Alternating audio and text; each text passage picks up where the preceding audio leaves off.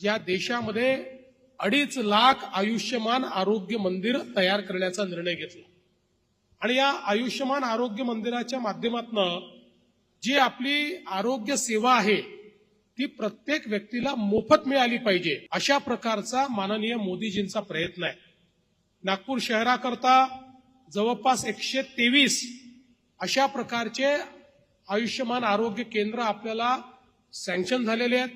मी महानगरपालिकेचं अभिनंदन करतो की महानगरपालिकेने त्यातले 83 केंद्र ऑलरेडी सुरू केलेले आहेत।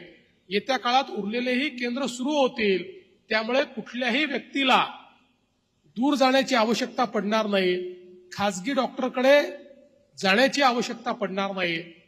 महानगरपालिकेच्या आयुष्यमान आरोग्य केंद्रात आल्यानंतर तिथे प्राथमिक सेवा देखील मिळेल, त्या ठिकाणी औषधी देखील मिळतील, मोफत उपचार आपल्याला मिळतील।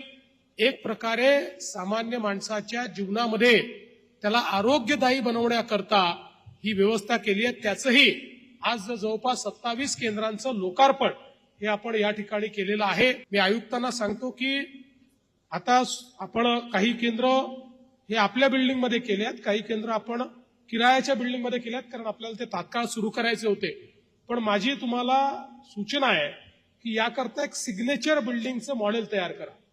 आयुष्यमान आरोग्य केंद्र कुठूनही ओळखता आलं पाहिजे अशा प्रकारच्या सिग्नेचर बिल्डिंग याच्या तयार करा आणि पेशंट सेंट्रिक अशा प्रकारच्या व्यवस्था या त्या बिल्डिंगमध्ये असायला पाहिजेत। लोकांना लक्षात आलं पाहिजे की आपल्या सेवेकरता हा दवाखाना सुरू झालेला आहे आणि त्या दृष्टीने आपण जर एक प्रकल्प तयार केला तर त्याला ज्या काही आर्थिक पाठबळ आवश्यक असेल ते बावनकुळे साहेब आम्ही सगळे तुम्हाला उपलब्ध करून देऊ।